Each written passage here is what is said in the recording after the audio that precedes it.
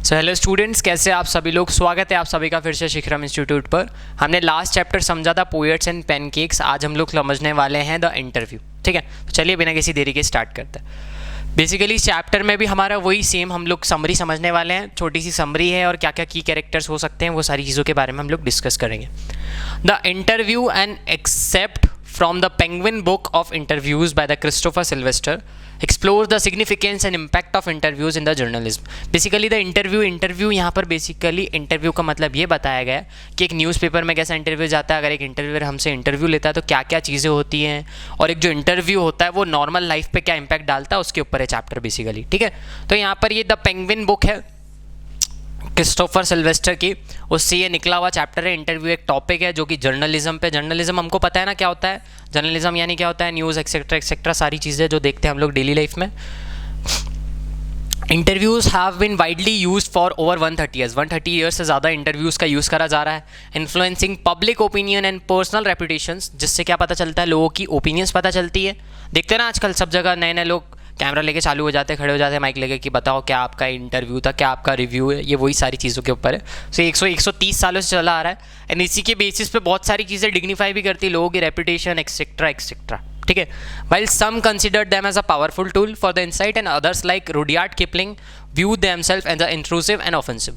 बिल्कुल सही है, इसमें यह बोला है कि कुछ लोग इसको as a powerful tool use करते हैं कि लोगों के बारे में उल्टा सुल्टा बता के हम ऐसा इंटरव्यू बता सकते हैं कि उसकी जो पर्सनल लाइफ है वो भी ख़राब हो सकती है, उसकी इमेज के ऊपर भी बात करी जा सकती है। और बट जो रुडयार्ड किपलिंग थे वो सोचते थे कि एक बहुत ऑफेंसिव तरीका है कि इंस्टेंट किसी से इस तरीके के क्वेश्चन पूछना जो वो उसको जवाब भी दे सकता है और कुछ जवाब ऐसे भी दे सकता है कि उसकी खुद की पर्सनल लाइफ भी हार्म हो सकती है। इंस्टेंट आप जल्दी जल्दी में कुछ भी आंसर कर सकते हो।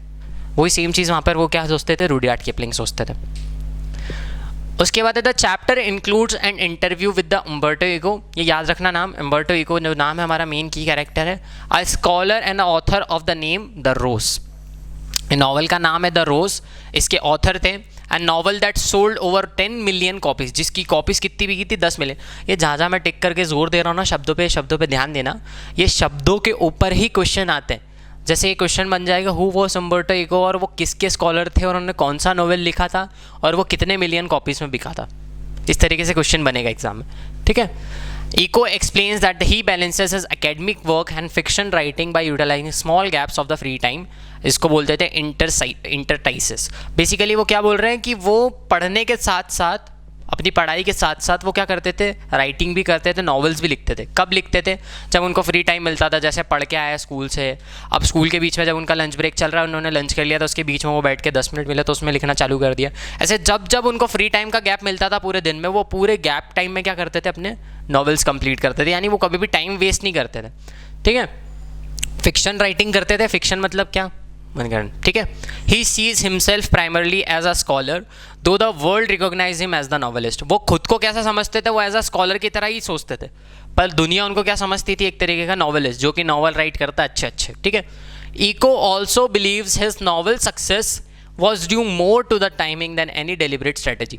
देखो जो इनके नॉवेल्स थे ना वो पहले नहीं चले, पर जब बाद में जब बिकना चालू हुए ना तो बहुत अच्छे तरीके से उनको रिकॉग्नाइज करा गया कि ये उम्बर्टो इको जो है, इनके थॉट्स अलग है, क्या इंटरव्यू हो सकते हैं, क्या क्या चीज़ें होती हैं, इन सब चीज़ों के बारे में बात करी।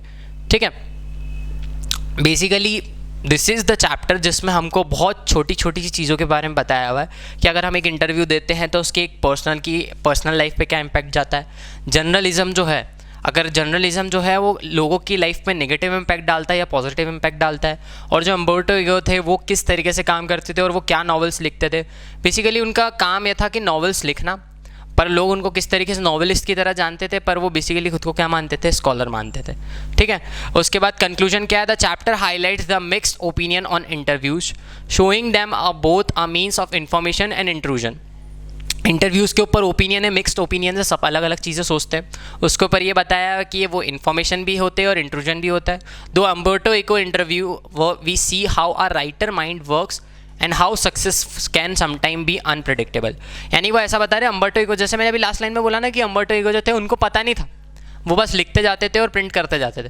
पर जब उन्होंने वो सब चीज़ें प्रिंट करी थी, जब उनकी इतनी चीज़ें चल नहीं रही थी, बट एक कुछ समय बाद, एक प्रॉपर टाइम्स आने के बाद उनका क्या हुआ, जो नॉवेल्स थे वो इतने ज़्यादा बिकने लगे, वो एकदम अनप्रेडिक्टेबल था। द रोज़ करके हमने पीछे पढ़ा, उसकी 10 मिलियन कॉपीज़ बिकी, यानी that is more than enough. वो बहुत अनप्रडिक्टेबल था। तो ये उसी के बारे में चैप्टर में बताया हुआ है, ठीक है।